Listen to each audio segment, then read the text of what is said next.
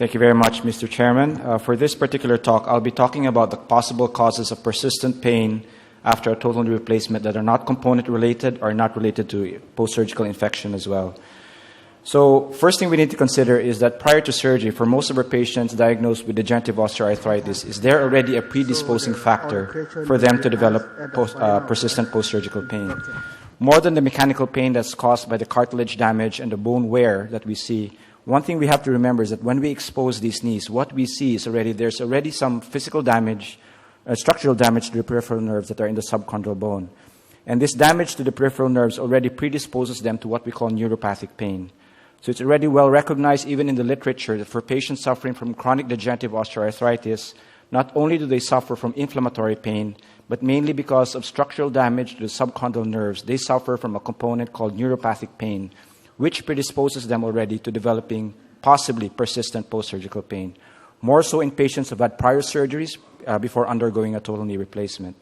So one thing we need to recognize right now is that osteoarthritis is not purely an inflammatory condition, but it also has a neuropathic component, mainly because of the structural damage to the peripheral nerves.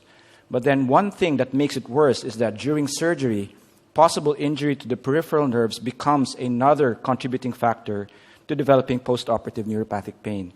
And this is also very well established in the literature right now. If you actually were wondering where the highest incidence of neuropathic pain or nerve pain happens in orthopedic surgery, you might think it happens in spine surgery. Unfortunately, however, we who do knee replacements are actually causing more peripheral nerve damage than the spine surgeons are.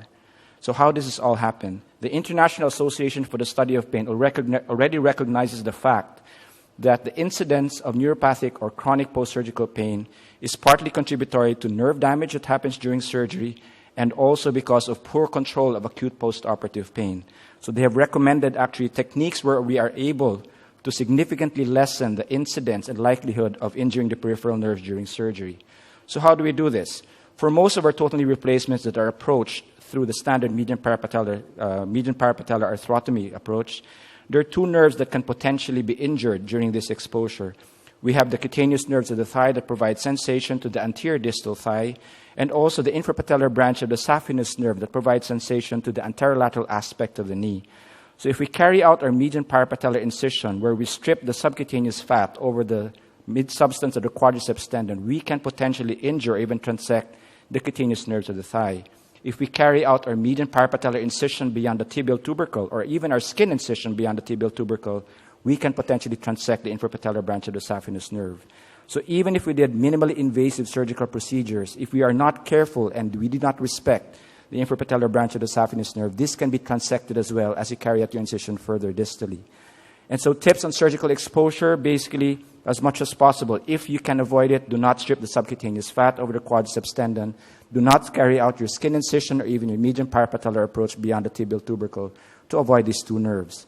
What does the literature tell us? What does the evidence tell us with regard to this? First, they compared three incisions, the standard midline incision, an incision that went beyond the tibial tubercle, and the minimally invasive incision for unicompartmental replacements for medial compartment arthritis. And what was found in this particular study is that for patients who had a midline incision, which was supposedly, for midline incisions, the blue line that you see there, the incidence of hyposthesia in the anterior aspect of the knee was only 47%. But in the red incision for minimally invasive exposures for medial compartment, unicompartmental replacement, the incidence of hyposthesia in the area was 100%. And if your incision length was more than 18 centimeters, it actually took almost 2 years before 73% of our patients were actually able to kneel, something which is very, very important, particularly in the Asian population. Comparing a standard midline incision, which is the red line here, versus an anterolateral incision, which, if we're looking at these structural considerations, will significantly decrease the incidence of hyposthesia in the knee, it was found out that basically the area of hyposthesia was significantly less. For the midline incision, 76 centimeters squared at 6 weeks. For the anterolateral incision, only 32 centimeters squared at 6 weeks. And at 1 year, 7 centimeters squared for the anterolateral incision and only 19 centimeters squared at 1 year for the midline incision. Although eventually all the functional scores and range of motions of these patients were similar. So the next thing we need to consider, assuming we've done a good arthrotomy with good skin incision, what other factors could contribute to persistent post-surgical pain. Wound edge migration is something that has been recognized, although we have probably not given enough consideration to it. So what does wound edge migration feel? If I were to ask all of you to stand and pinch your knee, and while maintaining the pressure of the pinch on your knee, I would have you sit down. That's basically what our patients experience, and that's what we call wound edge migration. If we can decrease wound edge migration, this will significantly lessen the amount of pain that our patients will experience when doing range of motion after surgery.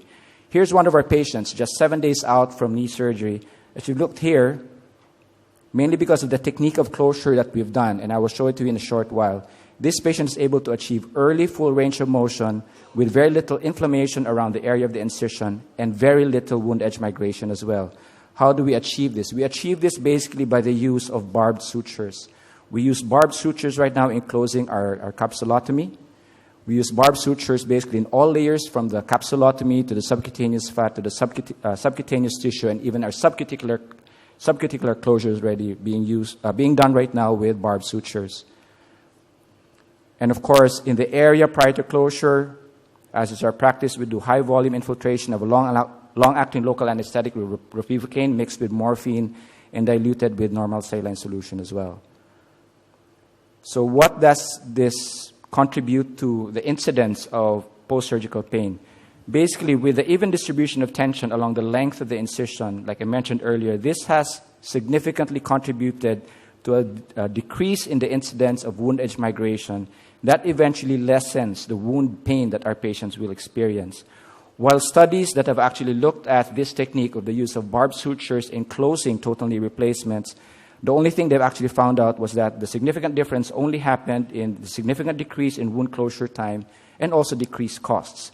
While this definitely will affect the other outcomes, basically what we need to consider here is that with a shorter wound closure time, this can also translate to cost savings for our patients, which is a consideration here in our part of the world.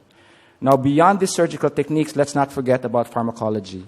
With pharmacology, we know that these patients will experience pain, and good surgical technique alone will not be able to address the persistence of acute postoperative pain. So what do we need to do? We need to be able to understand the different pain pathways.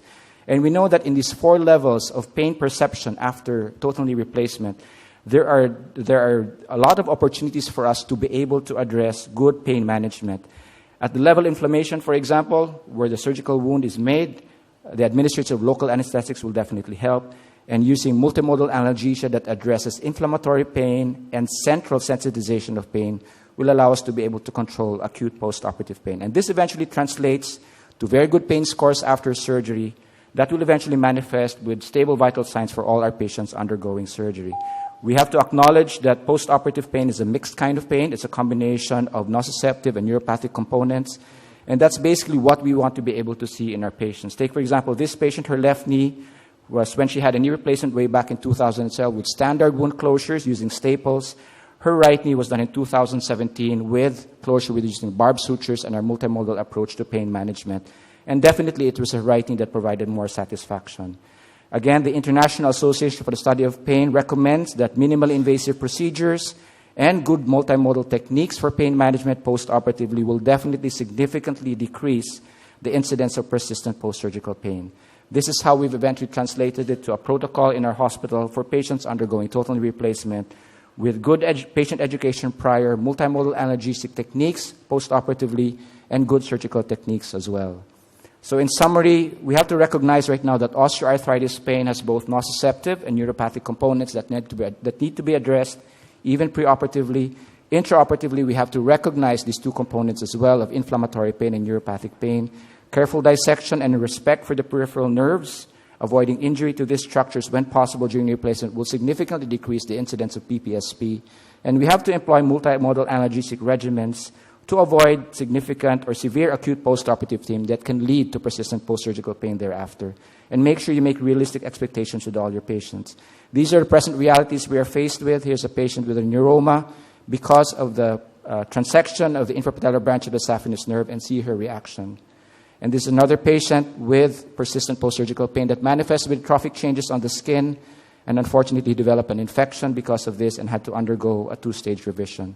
So these are the things we want to be able to avoid. We want to do our knee replacements right the first time. So if it looks good on the inside, it has to look good on the outside as well.